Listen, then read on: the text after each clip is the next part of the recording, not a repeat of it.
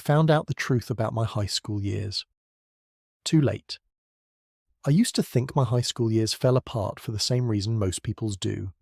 Bad timing, bad choices, bad luck. Nothing dramatic. Nothing worth writing about. Just a slow unravelling that everyone brushed off as normal teenage chaos.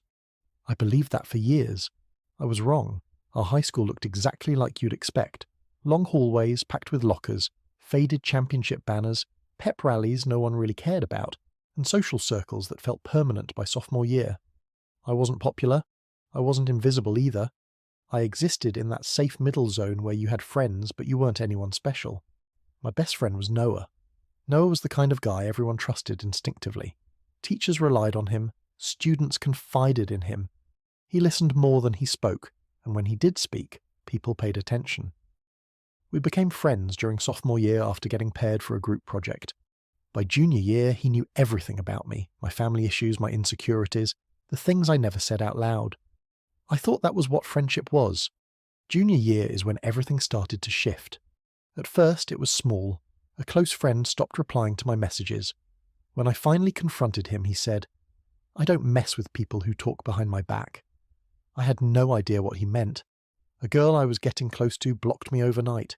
Someone later told me she'd seen screenshots of me calling her annoying and desperate. I never sent those messages. I assumed it was a misunderstanding. Screenshots can be faked. Rumours spread fast in high school, but the rumours didn't fade. They stuck. People started treating me differently. Conversations stopped when I walked into rooms. Group chats went quiet. Teachers watched me more closely. I was labelled two-faced, without ever being confronted directly. The only constant was Noah. He listened while I spiralled. He reassured me that people were immature, jealous, insecure. "You're a good person," he'd say. "I know you are." I needed someone to believe that. Midway through the year, a new student transferred in, Lena. She was quiet, observant, and guarded in a way that suggested she'd learned to be careful. We became lab partners in biology, then study partners, then friends. For the first time in months, I felt grounded again. Then one afternoon, Lena confronted me. She didn't yell, she didn't accuse, she just asked, "Why do you hate me?" I laughed at first, thinking she was joking. Then she showed me her phone, screenshots, messages from an account with my name and photo, complaints about her, private jokes twisted into insults, details only someone close would know. I felt sick. I told her it wasn't me. She almost believed me. Almost. Then she said quietly, "Noah warned me about you." She stopped sitting with me after that. Within weeks she transferred schools. By senior year I was exhausted. I stopped trying to defend myself. I stopped explaining. I just existed, waiting for graduation to free me. Around that time, a student named Marcus started openly hating me. He'd glare in the halls, make comments under his breath. I'd never spoken to him before. One day he cornered me near the gym. "You're not as smart as you think," he said. "I know what you do." When I asked what he meant, he hesitated.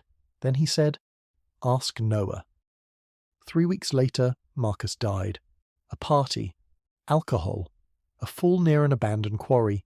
Everyone called it an accident. Graduation came. Noah hugged me on the field and told me he was proud of me. I meant it when I said it back. Life moved on. College helped. Distance helped. I rebuilt myself slowly, but the doubt never fully left. Whenever friendships felt off, I assumed it was my fault. 7 years later, I ran into Lena by chance in a bookstore. We talked awkwardly, then honestly. Before leaving, she said something that changed everything. I'm sorry I believed him. She told me Noah had warned her about me early on, showed her screenshots gradually so it didn't feel like an attack, framed himself as someone trying to protect her. Then she told me something worse. Marcus had figured it out too. He'd noticed inconsistencies, fake accounts, messages sent when I was physically with Noah. Marcus confronted him and threatened to expose everything after graduation. The party happened a week later. That night I went home and searched everything. Old emails, archived drives, shared folders. Buried deep in an old cloud folder Noah once shared for a school project was a backup. Folders, names, dates, mine, Lena's, Marcus's, draft messages, fake conversations, notes like, Release after argument and plant doubt, then comfort. It was all there. I reported it. The case went nowhere. Too much time had passed. Noah is successful now. Married. Posts motivational quotes about honesty and loyalty. People comment about what a genuine person he is. Sometimes I want to scream. Mostly, I sit with the realization that my high school years didn't fall apart by accident. Someone I trusted studied my weaknesses, wore my friendship like a disguise, and quietly shaped my reality. And if I hadn't run into Lena that day, I would have spent my entire life believing I deserved it. So if you ever notice that the same person is always supporting you while your world keeps collapsing, pay attention. The most dangerous people don't push you down. They stand beside you while you fall.